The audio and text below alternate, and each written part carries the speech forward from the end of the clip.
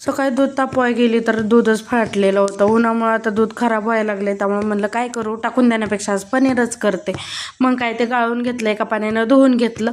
आणि नवऱ्याबरोबर भांडण्याचा एक फायदा होता, तो म्हणजे हे खडूसभर आज भांडलेली रुसलेली म्हणून त्यांनी भात केला आणि तूप भात आज डब्याला नेलेला होता. मग काय या दोघींना इथं वाफारा द्यायचा चालू होता, कारण की दोघींना पण सर्दी झाली आणि रात्रभर नुसतं खोकतायत. मग त्यांना वाफारा दिला आणि हे जे मी फाटलेलं दूध होतं ना खराब झालेलं, ते मी असं एका पोटलीत बांधून घेतलं आणि त्याच्यावर एक खलबत्त्याचा दगड ठेवला, जेणेकरून ते सपाट होईल. आता माझ्याकडे तर भांडं नाही आहे, जे आहे त्यातच जुगाड करावं लागेल, जेणेकरून नवऱ्याचे पैसे वाचवायला नको आहे. त्यानंतर आज कोरा चहा होता, मग चहा तो घेतला, नाश्ता केला. त्यानंतर आमच्या बाळाला एवढं तिचा पाळणं आवडतो की त्याच्याबरोबर जाऊन खेळत बसती.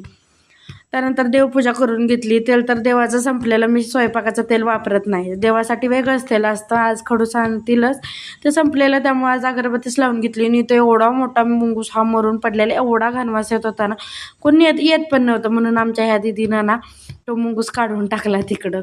आणि हे बघा, संध्याकाळी माझा असं पनीर छान तयार झालेलं. आता परफेक्ट मोल्ड तर नाही आहे माझ्याकडं, त्यामुळे जसं पण असेल केला तर आहे, नवऱ्याचे पैसे वाचवले तर असं. त्यानंतर आम्ही छान अशी संध्याकाळसाठी मच्छी आणायला गेली. सगळं लाडूसाठी नवीन होतं, त्यामुळे ती बघत होती काय काय, आणि जिवंत मासे होते, त्यामुळे तर तिला लईच मजा येत होती.